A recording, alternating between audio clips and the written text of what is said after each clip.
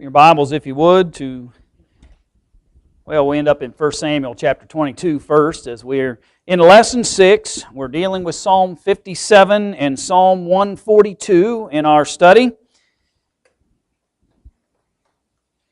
And we'll pick up in just a moment there in 1 Samuel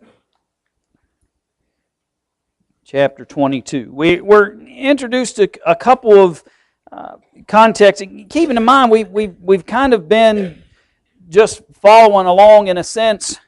No way you can read that, can you? That was set for me when I was sitting at my desk, not for you all to be able to read. And we're kind of following that history. If you recall, he'd been having to travel. Who's chasing him? Saul. Saul was chasing him, desiring really to do what? To kill him, to have him put to death.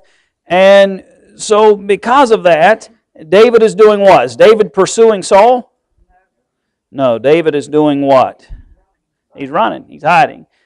He's desirous not to have Saul killed, but to attempt to continue to escape the challenges and things that Saul is presenting to him. And so in this particular occasion here in 1 Samuel chapter 22, we can appreciate that he has fled to where? Okay. To the cave of Adullam. And let me just pull up a map for you here for a moment. And I don't think I'll be able to show you verses tonight, but I can show you these. We see this process by which David has been being pursued. And keep in mind, we're not going to go into a lot of detail of 1 Samuel chapter 22 and 24. We're just kind of using them to make sure we understand the historical background before we talked about Psalm 57 and Psalm 142.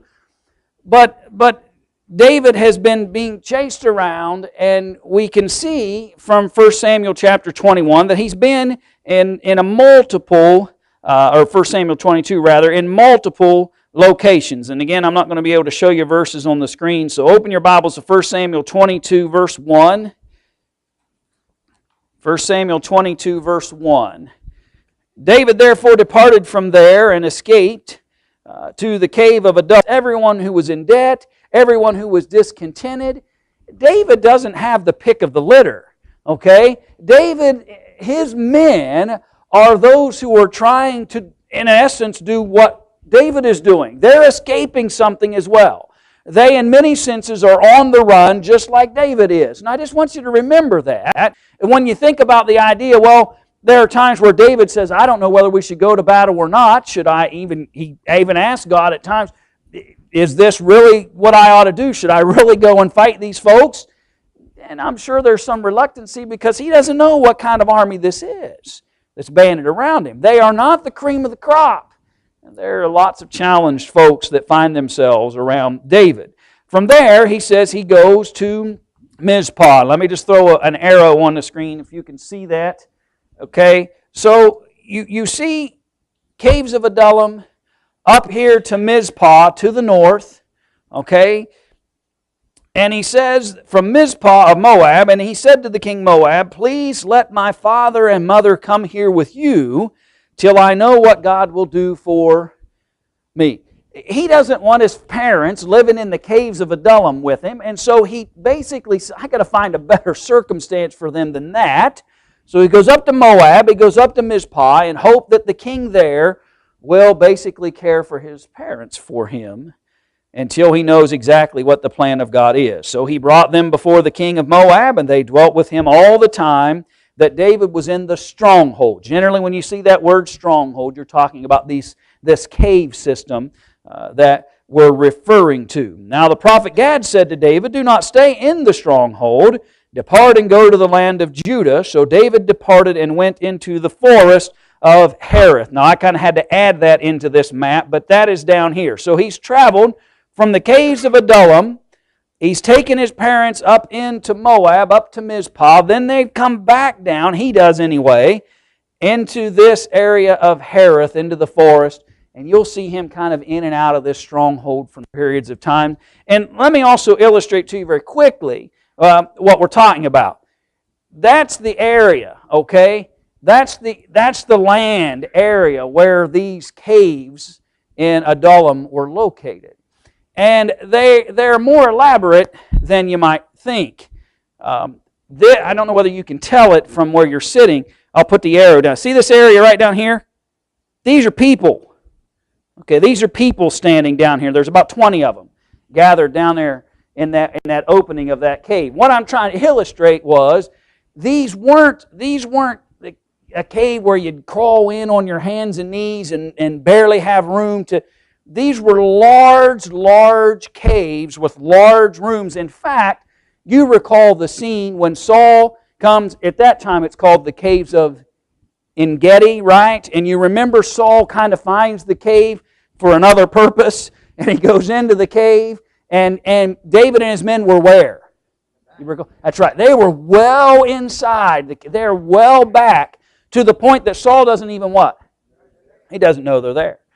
Now keeping in mind, and I'm not trying to overcrude here, but you know what Saul went in there for, right? Okay, he went in the cave to relieve himself, and so I don't figure he goes just to the opening of the cave. Think about that in a legit, reasonable fashion. He would go in the cave a little ways, I would imagine, and yet the caves were large enough that David and his men are even further than where Saul was. And I simply tried, and I found a couple of pictures that I just wanted to illustrate to you what we're talking about here. When he says he's in the strongholds of En-Gedi, when he says he's in the caves of Adullam, this is the kind of cave we're talking about. This is the kind of area and region. And go back to the prior picture. If you're Saul and his army and you're trying to fish David out of there, how hard is that going to be? That's difficult. You know, I heard when we were hunting down Osama bin Laden, and we were going to hunt him down no matter where he went. He couldn't hide unless he had an elaborate series of caves somewhere, right? He was able to move around and about, and then he lived in plain. Get this imagery. There's pursuit. You can jump to 2 Samuel chapter 23 real quick. I don't want to spend all of our time in the history. I just want you to get a picture before we start studying the Psalms. But you go to 2 Samuel chapter 23, verse 13.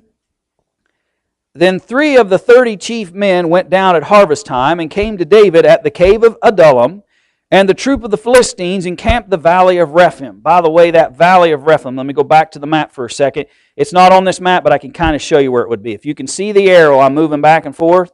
If you kind of come south of Gibeah, just a little ways, right above Adullam, and then this valley right here is what they're talking about. The valley of Rephaim would be right there where that mouse is moving back and forth, if my memory serves me correctly. So the Philistines are kind of right in that general area. Of course, they're potentially a threat at any time. David's in the stronghold, verse 14. The garrison of the Philistines was then in Bethlehem, okay? So the guy in charge is down here in Bethlehem. And just folks everywhere that could be challenged to David. And David said with longing, "Oh, that someone would give me a drink of the water from the well of Bethlehem, which is by the gate." So there's this beautiful well, fresh water. David's been in a cave, hiding out. And he just makes a comment, "Oh, if I could just have a drink of water from that well just outside the gate back there in Bethlehem. How wonderful it would be if I could just..." And so what three mighty men decide? That's right. We're going to go, okay, now keep in mind, we're going to go right through where all these enemies are, and we're going to go right where the garrison of the Philistine army is located, and we're going to go there, and we're going to fetch David some water and bring it back to him. And when they brought it back, David was so excited he guzzled it all down instantaneously, right? No, he didn't, did he? What did he do? He poured it out to the Lord. And he just simply was troubled by the fact that his comment, "Oh, if I could have some water from the well that's at the gate of Bethlehem," clicked in the minds of 3 men that they would risk what? They risk their lives. They would go through the armies and risk their lives in order to bring back water for David to drink, just because he simply requested. That bothered him, that they would do that. And so David won't even drink the water. One more passage, 1 Chronicles chapter 11, verse 15.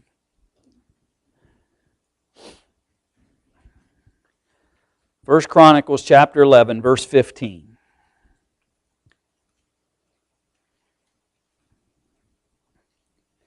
Now 3 of the 30 chief men went down to the rock to David, into the cave of Adullam, and the army of the Philistines encamped in the valley of Rephaim.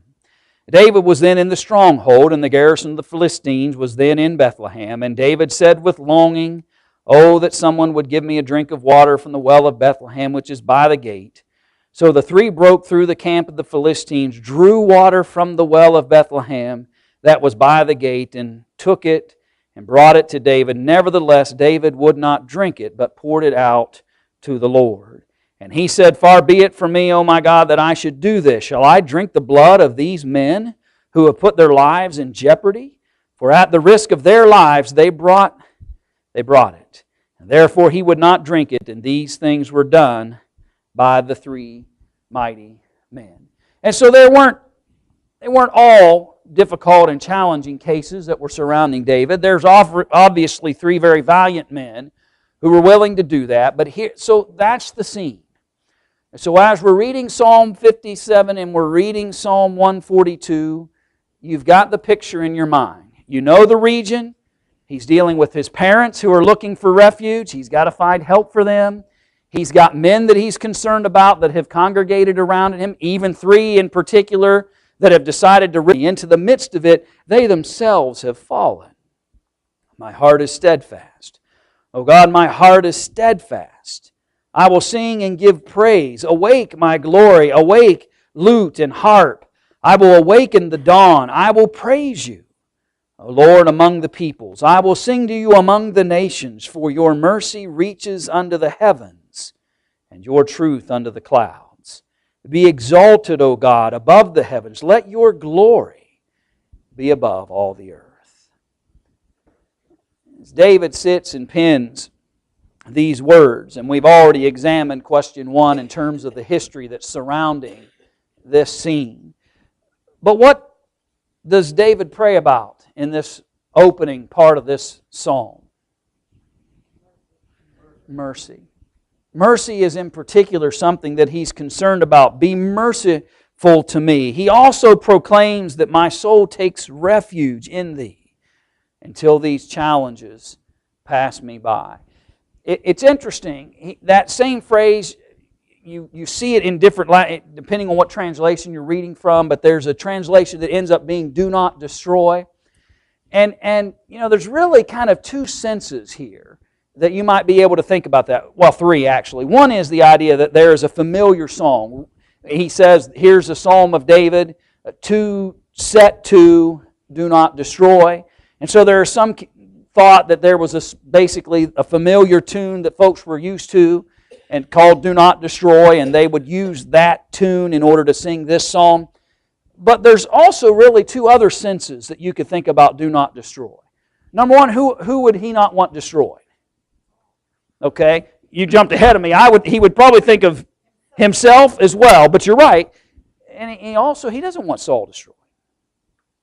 You know, it's an interesting set of circumstances with David. He's waiting for Saul and his demise, but he's patiently doing that. He doesn't want God's anointed destroyed. Lord, be merciful to me. Find answer for me. Help me find relief to all the challenges and things that are perplexing me in the face of all this adversity. But I don't necessarily want Saul destroyed in order to make that happen. There's a text, my mind has slipped me now, but there's a phrase where he simply says, "break the arm of the wicked." And David in his mindset, that's a legitimate threat. So Lions, what's the other one that should maybe jump out at your mind? Okay, there's that scene. He talks about that. We could get Samson. You remember drew honey from the fierce. But what else? Who else? Okay. All right, there's that. Yeah, I'm a little further than you. That's right. There you go. Satan is a what? A roaring lion. Okay. David uses a very strong term. That's the point I'm trying to illustrate to you. He talked about lions. Satan is referred to as a roaring lion seeking whom he may devour. That's how he feels about his enemies.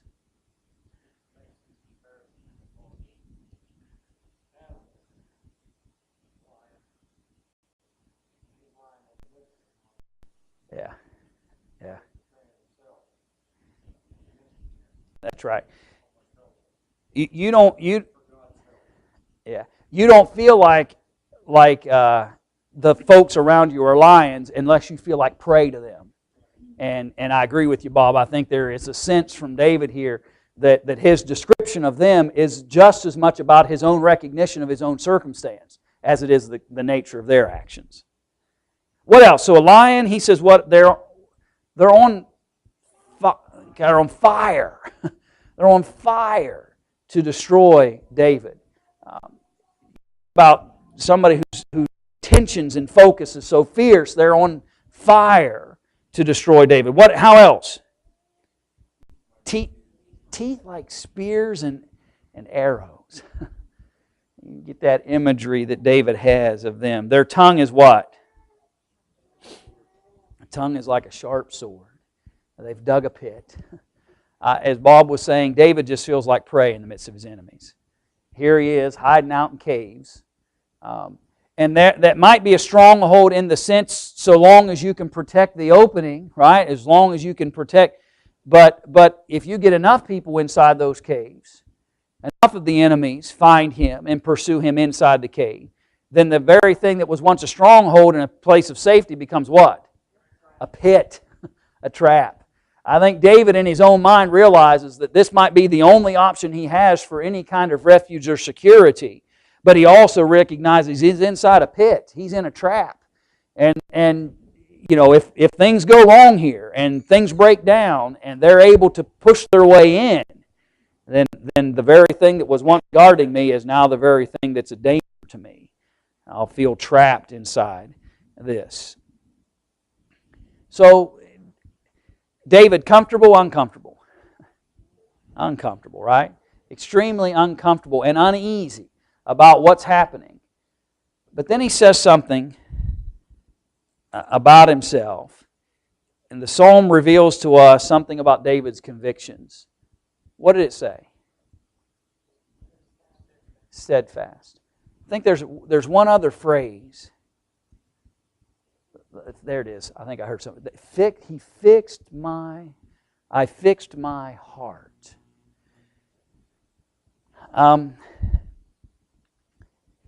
Is it easy to trust God when things aren't going good? I won't even ask you to answer that out loud because you might feel like we're indicting ourselves. The truth is, it's not. At times, it's not. What I love about David here is that when we would be tempted to abandon God because we just don't feel like there's any safety there, David entrenches himself even further.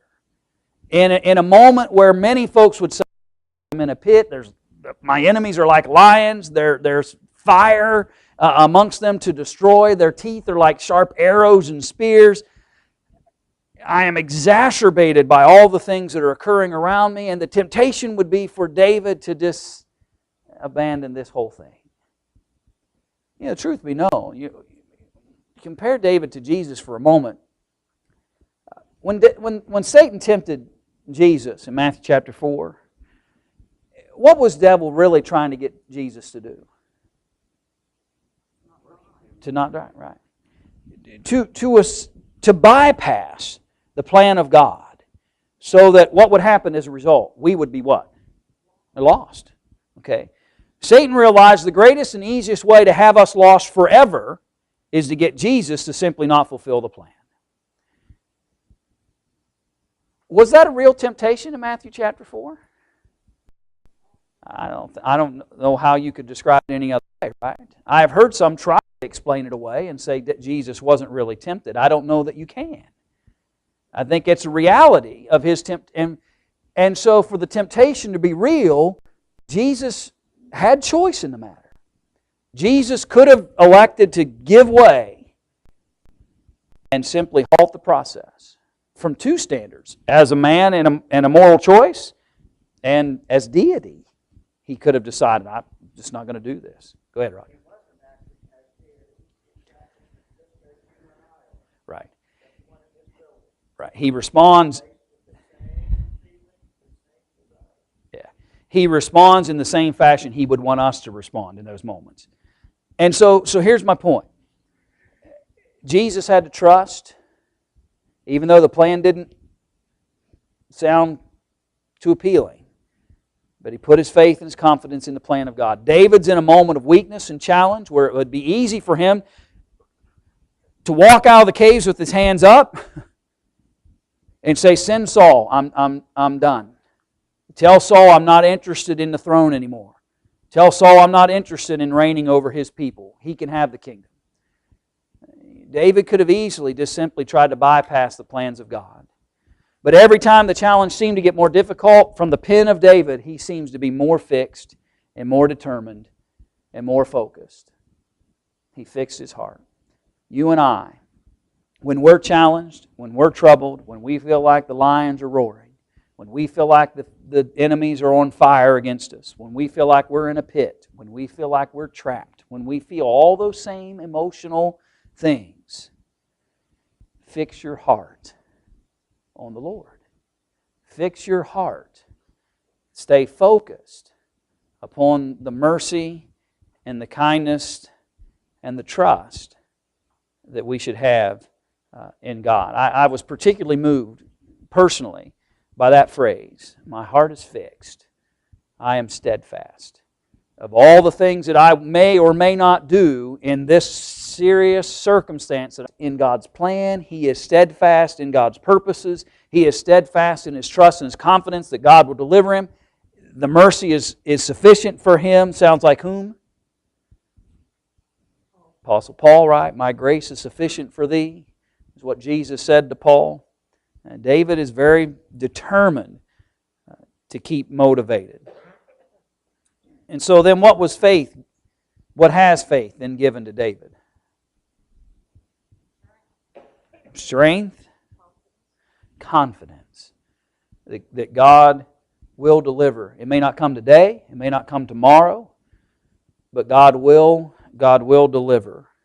What else?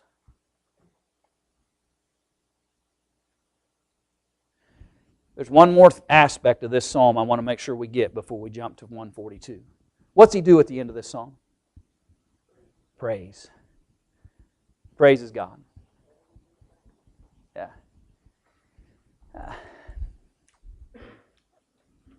The only other, it's hard to compare this to anything. The only other comparison that I can think about a little bit is what two guys were chained to guards inside a prison, and they were Paul and Silas, right? I believe it was. And what are they doing? Singing. They're singing. Here's David, and number one, he pins for us to make sure we know the timing, and it's the beauty of this particular psalm, as we've seen with others, that David helps us get into his mindset because he frames for us the historical background for when he writes it. And so then we begin to get this glimpse of him. And so when we're troubled, when we're challenged, when we feel like the walls are caving in on us, and we don't feel like doing what? Praising Him. We don't feel like praising God. Then learn from David. He praises. Go ahead, Bob.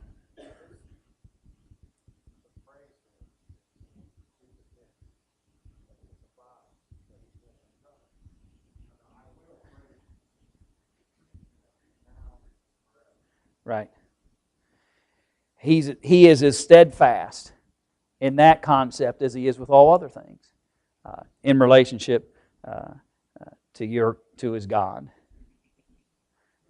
I'm listening. Go ahead. God had a plan. Jesus, from the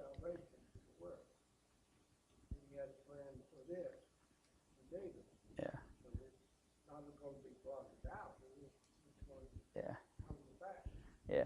It's hard to balance sometimes the idea that men have choice, but yet you're not going to stand in the way of God's plans and purposes, and the fulfillment of those things.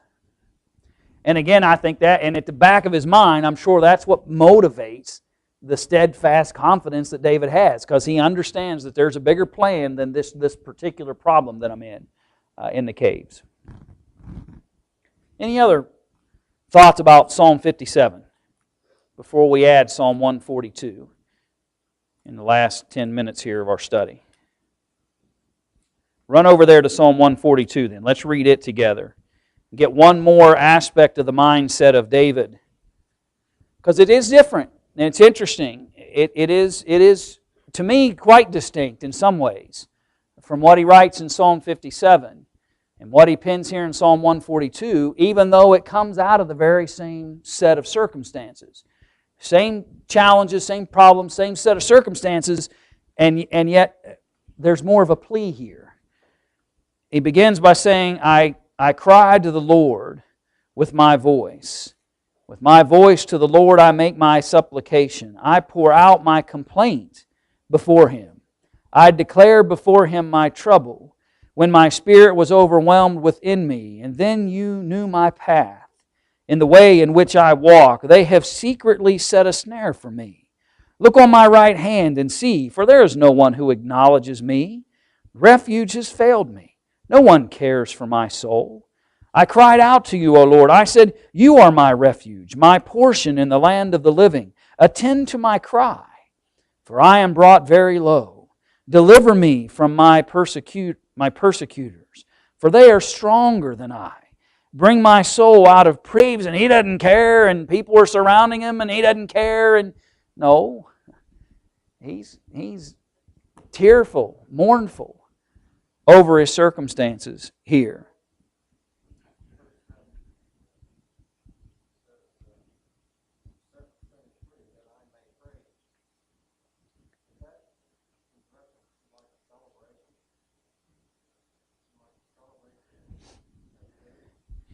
Yeah, in my head kind of leads my mind, I should say, leads me to think he may be referring to the idea when this is all over and I'm surrounded by the righteous, the victory is finally had, this whole process of eventually bringing me to the throne will happen, and I will unite the nation in praise before the throne. I see some of that in what he's saying here at the end of the psalm.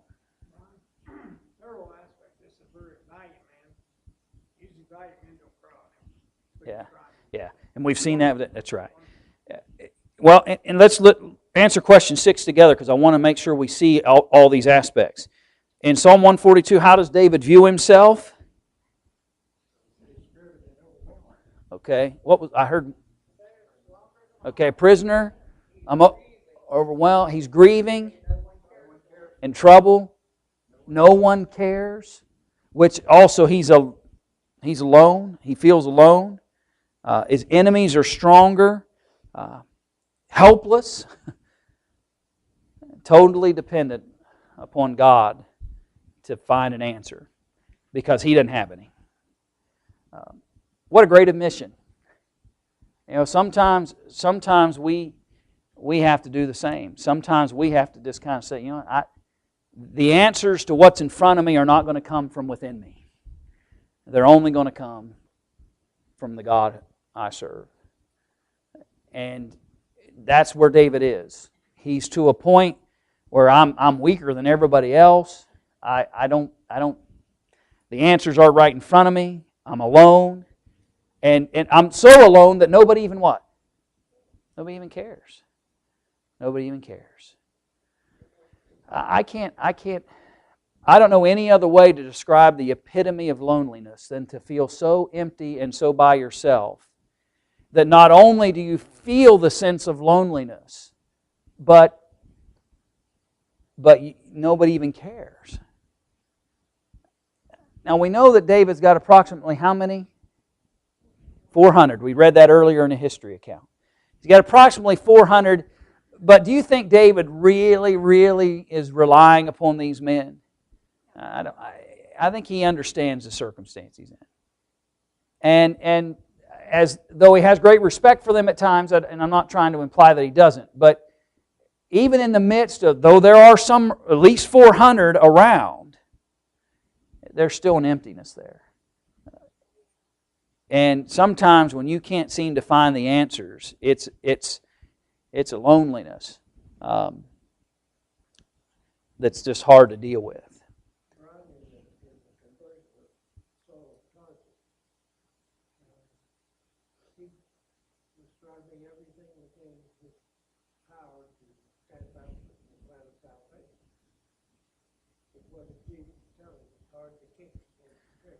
Yeah.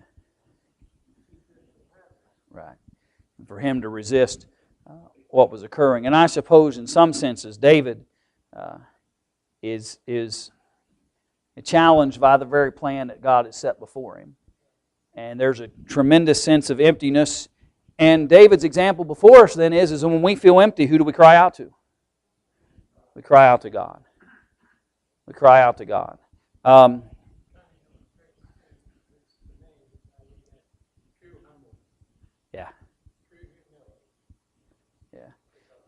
And because David is a mighty man, he's a strong, but he's willing to say, I'm as weak as they come.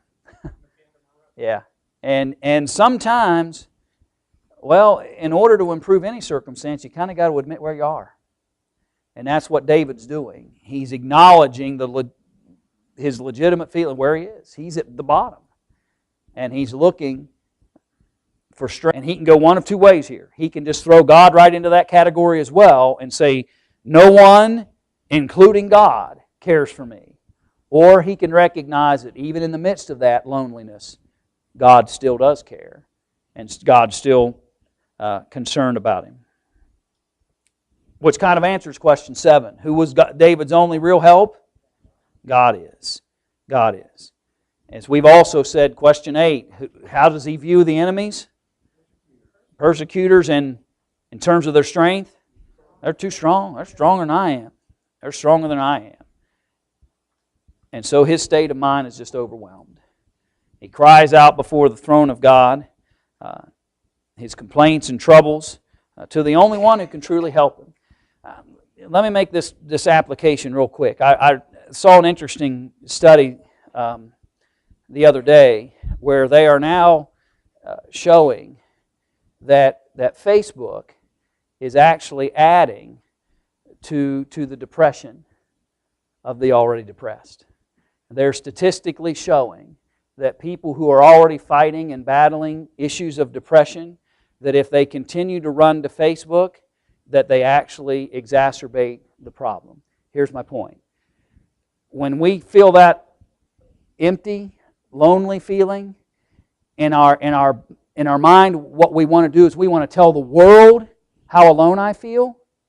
We might be a whole lot better just telling God how alone I feel. And that's been proven by the words of David, and it's been proven by statistical data. that we're better off crying before the Lord than we are crying before the world. Because the truth is, David even acknowledges that the world doesn't even what? The world doesn't care anyway. And so I'm not helping myself because all I'm probably going to do is just validate what I already knew. Nobody cares. How many times have people said that? You ask them how they're doing, they say, can't complain. Why? Nobody'd listen or care anyway, right? And there's probably some truth to that. Cry out before the one who actually can do something about it. And cry out before the throne of God and let Him hear. And David, though, despite all that, he's still what? He's still confident, right? He's still praising God. And he says, the answers are coming, and I'll wait for them to come. And I'll trust in them as God strengthens me. So if you were going to quickly then summarize the two Psalms, what would you say about 57? Put your strength in God. Seek what? What's the word early in the Psalm? Mercy. Seek the mercy of God. And Psalm 57, more positive or a negative kind of vibe? Psalm 57? More positive, right? Did I say it backwards? Psalm 57 is more positive, right? There's a sense of it. Psalm 142? Not so much, right? He's troubled and complaining. That's right. He knows where real strength can come from. All right. We did it. Thanks for your comments. We'll jump in, Lord willing, then to Lesson 7, Lord willing, next Wednesday. Yeah, he's in and out of that cave system, and our home sometimes can feel like a cave when you've had to stay in it for a while, and you can imagine what David feels like.